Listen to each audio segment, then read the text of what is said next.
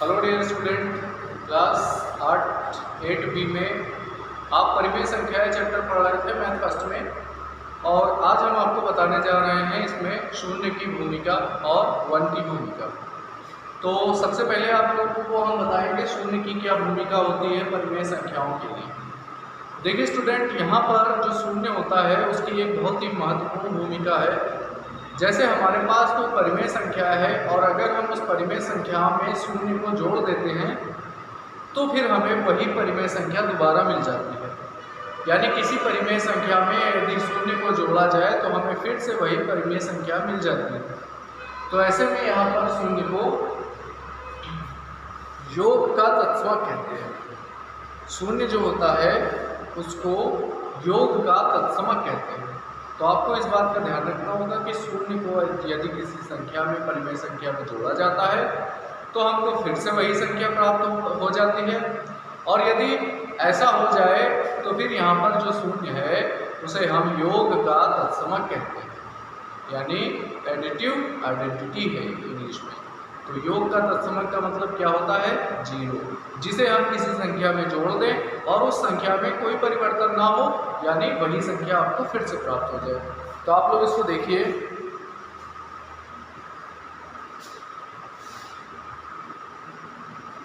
किसी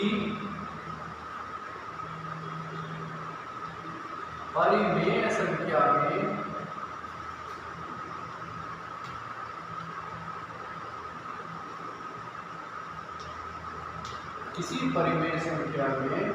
शून्य, किसी परिमेय संख्या में यदि शून्य को जोड़ा जाता है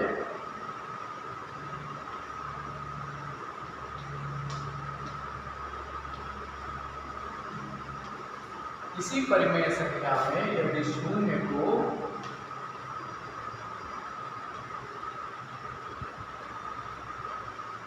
जोड़ा जाता है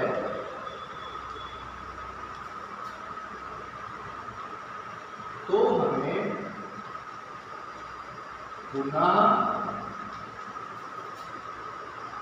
वही परिमेय संख्या प्राप्त होती है।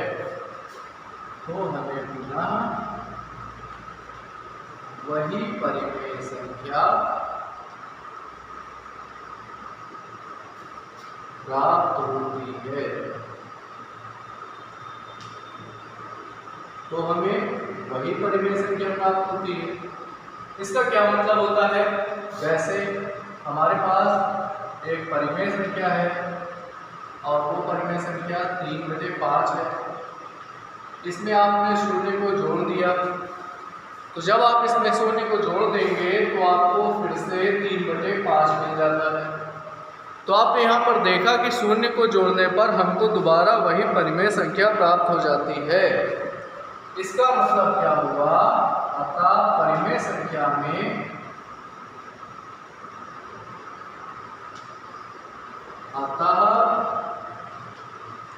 परिमेय संख्याओं में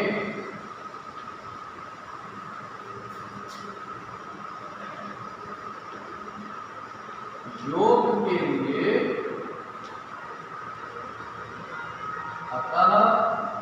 परिमेय संख्याओं में योग के लिए शून्य यानी जीरो, शून्य यानी जीरो योग का तत्समक है, एक तत्समक अवयव है।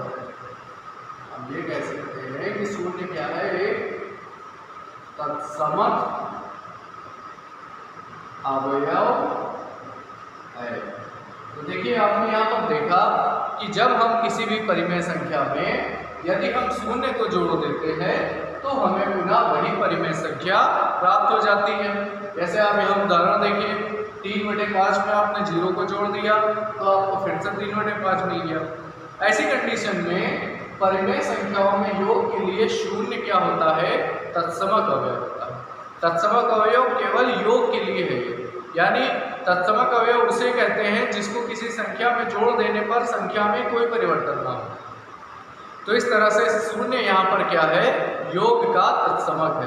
तो शून्य को किसी संख्या में परिमेय संख्या में जोड़ने पर कोई परिवर्तन नहीं होता तो शून्य क्या है, यहाँ पर योग का तत्समक है। इसके बाद अब हम लोग इसी प्रकार से पढ़ेंगे वन की भूमिका। देखिए विद्यार्थियों, अब हम लोग पढ़ेंगे वन की भूमिका। तो देखिए वन की भूमिका और शून्य की भूमिका दोनों अलग अलग है।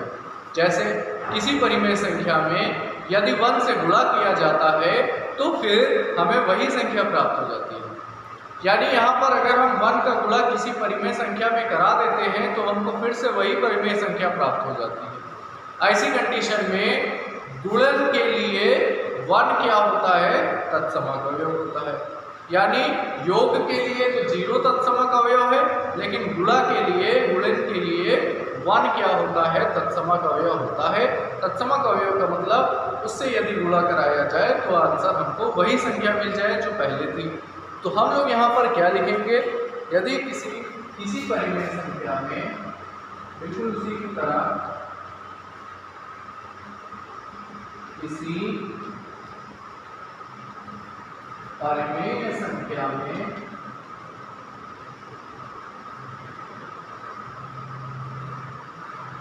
यदि वन से गुणा किया जाए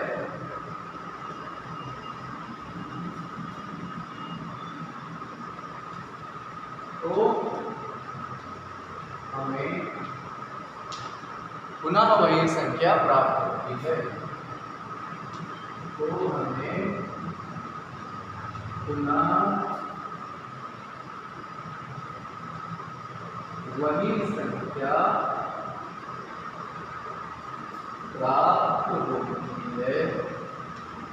हमें वही संख्या क्या हो जाती है, पुनः प्राप्त हो जाती है। जैसे आप इसका एक उदाहरण देखिए, जैसे हमारे पास 4/7 है, इसमें आपने 1 से गुणा करा दिया तो आपको आंसर क्या मिल गया, 4/7। तो आपने देखा कि अगर हमने 1 से गुणा कराया तो हमको फिर से वही संख्या प्राप्त हो गई। ऐसी कंडीशन में आपको ध्यान रखना होगा, अतः परिमेय संख्याओं में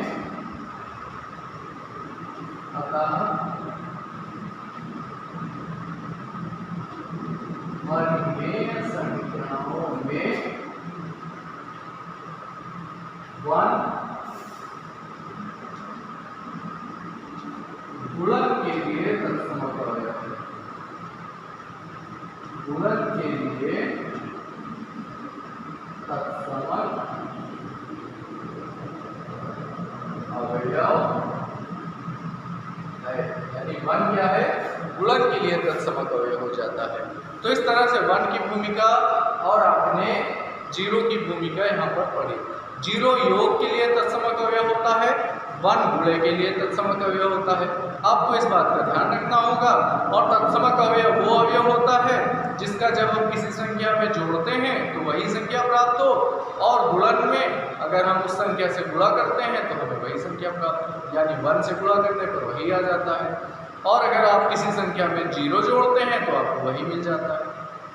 तो योग के लिए तत्समक अवयव 0 होता है और गुणे के लिए तत्समक अवयव 1 होता है। आपको ये इंपॉर्टेंट बात हमेशा के लिए याद रखनी होगी। अब आप आते हैं इसके बाद व्युत्क्रम में। देखिए स्टूडेंट, अब हम लोग जानेंगे व्युत्क्रम क्या होता है, जिसको हम लोग इंग्लिश में कहते हैं इनवर्स। देखिए हमारे पास अगर एक परिमेय संख्या दे दी गई है a/b, तो हम उसका व्युत्क्रम, यानी व्युत्क्रम का एक और नाम होता है, उसको हम गुणात्मक प्रतिलोम भी कहते हैं। तो यहाँ पर a/b अगर हमारे पास एक परिमेय संख्या है, यानी a/b हमारे पास एक परिमेय संख्या है, तो उसका गुणात्मक प्रतिलोम यानी कि व्युत्क्रम होता है b/a। यानी व्युत्क्रम निकालने के लिए आप परिमेय संख्या के अंश को और हर को आपस में बदल देते हैं, तो वो बन जाता है व्युत्क्रम। और व्युत्क्रम की खास बात ये होती है कि जब आप संख्या में उसके व्युत्क्रम से गुणा कराते हैं तो हमेशा आंसर क्या होता है, 1 होता है। तो इस तरह से आप चेक भी कर सकते हैं। तो आइए हम लोग व्युत्क्रम की परिभाषा समझें।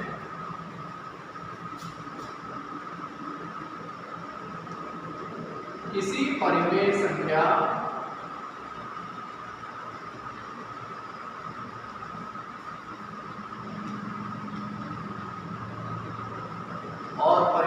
संख्या को हम a/b से दर्शाते हैं, तो किसी परिमेय संख्या a/b का व्युत्क्रम, और व्युत्क्रम का एक और नाम होता है जिसको हम क्या कहते हैं, व्युत्क्रम, और इसका एक नाम और भी होता है जिसे हम कहते हैं गुणात्मक प्रतिलोम। किसी परिमेय संख्या a/b का व्युत्क्रम या गुणात्मक प्रतिलोम b/a होता है, गुणात्मक प्रतिलोम b/a होता है, और a/b और b/a का जब हम आपस में गुणा कराते हैं तो हमारे पास आंसर क्या होता है, 1 आ जाता है। क्योंकि जब a और a को आप गुणा कराते हैं a/b और b/a का, तो ये आपस में कट जाता है और आपके पास उत्तर क्या आ जाता है, a/b आ जाता है। तो सभी विद्यार्थी इस बात का ध्यान रखेंगे गुणात्मक प्रतिलोम कैसे निकाला जाता है। ओके, अब आप लोग जैसे देखिए, जैसे हम इसका एक उदाहरण ले लें, आपसे कहा गया कि 7/5 का गुणात्मक प्रतिलोम बताइए। आपको 7/5 का गुणात्मक प्रतिलोम बताना है। तो 7/5 का गुणात्मक प्रतिलोम होता है 5/7। यानी आपने 7/5 का अंश और हर आपस में बदल दिया है, और जब आप आपस में अंश और हर को बदल देंगे तो ऐसी कंडीशन में इसको कहा जाता है गुणात्मक प्रतिलोम, और इसी का एक और नाम होता है जिसको कहा जाता है व्युत्क्रम। तो सभी बच्चे इस बात का ध्यान देंगे। अब हम लोग सीखेंगे इसके बाद एक और महत्वपूर्ण चीज़। देखिए स्टूडेंट, अब हम लोग यहाँ पर एक और इम्पोर्टेंट चीज़ पढ़ने जा रहे हैं जिसको कहते हैं परिमेय संख्याओं के लिए गुणन की योग पर वितरकता। देखिए स्टूडेंट, यहाँ पर ये वितरकता का क्या मतलब होता है। गुणन का मतलब तो गुणा होता है, योग का मतलब जोड़ होता है, वितरकता का मतलब क्या होता है। देखिए स्टूडेंट, वितरकता को इंग्लिश में कहते हैं डिस्ट्रीब्यूटिविटी। डिस्ट्रीब्यूटिव आपने सुना होगा, डिस्ट्रीब्यूट माने होता है किसी चीज़ को बांटना। तो देखिए उसी से ये बना है डिस्ट्रीब्यूटिविटी।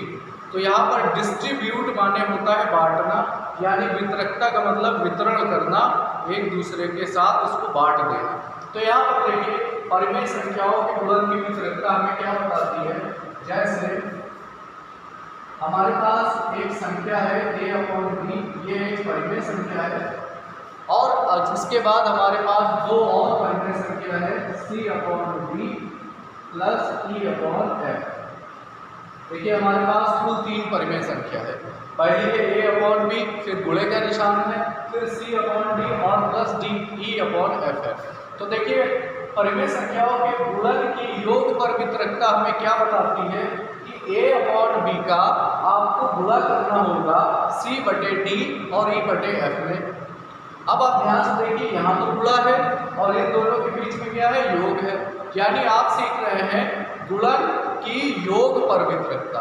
गुणन की योग पर वितरकता, इसका मतलब है गुणे को योग पर कैसे बांटा जाता है। तो आप लोग इसके बारे में ध्यान से समझिएगा। देखिए यहाँ पर वितरकता का बहुत ही आसान सा मतलब है। सबसे बड़ा मतलब ये है कि a/b को जब आप गुणा करते हैं तो सबसे पहले आप c/d के साथ गुणा करेंगे। यानी आप लिखेंगे a/b गुणे c/d। फिर आपके पास प्लस का चिन्ह है, आप प्लस लगा देंगे। फिर आप इसी a/b को आप गुणा करा देंगे e/f में, यानी a/b गुणे e/f। तो इस तरह से आपने ध्यान से देखा कि हमने a/b को दो अलग अलग परिमेय संख्याओं के साथ गुणे में बांट दिया। a/b का गुणा हमने c/d के साथ कराया पहले, और उसके बाद a/b का गुणा हमने e/f के साथ कराया। तो इसको कहते हैं गुणन की योग पर वितरकता। यानी गुणे को आपने दो भागों में बांट दिया है और दोनों भागों के बीच में क्या है, योग का चिन्ह। तो इस तरह से हम लोग गुणन की योग पर वितरकता जानेंगे। बेटा इसका जो आपका इस्तेमाल होगा वो प्रश्नों में किया जाएगा, तो इसलिए हम लोग इसको प्रश्न में करेंगे। जैसे इसका एक बहुत ही छोटा सा उदाहरण मैं आपको बता दूं। जैसे हमारे पास एक संख्या 4 है और उसको 5 और प्लस 7 के साथ गुणा करना है। ये हमने एक साधारण सी संख्या ली है, आपको केवल समझाना है उदाहरण। तो देखिए गुणन की वितरकता योग पर क्या होती है। सबसे पहले आप 4 का गुणा 5 में करा देंगे, यानी 4 गुणे 5 लिखेंगे। उसके बाद आप प्लस लगाएंगे और फिर 4 गुणे 7 लिखेंगे। तो आप अगर यहाँ ध्यान से देखें तो 4 गुणे में एक बार लिखा हुआ था, लेकिन 4 को हमने 2 बार 5 और 7 के साथ बांट दिया। तो बांटने का मतलब होता है वितरकता। तो हमने 4 जो गुणे में था उसको योग में 2 बार बांट दिया, तो इसको कहते हैं गुणन की योग पर वितरकता। अब आप इसको हल करेंगे, 4 × 20 होगा और ये 28 होगा। जब आप इसको जोड़ देंगे तो आपको यहाँ से 48 मिल जाएगा। इसी तरह से योग की वितरकता ये आपको समझना होगा, सवालों में इस तरह उपयोग करना होगा। और सभी बच्चे अपना अपना होमवर्क डेली ग्रुप में भेजें, जिससे कि उसको कॉपी आपकी चेक की जा सके। जो बच्चे अपना होमवर्क नहीं भेज रहे हैं वो ध्यान रखेंगे, उनके मार्क्स कटते जाएंगे। Thank you dear student.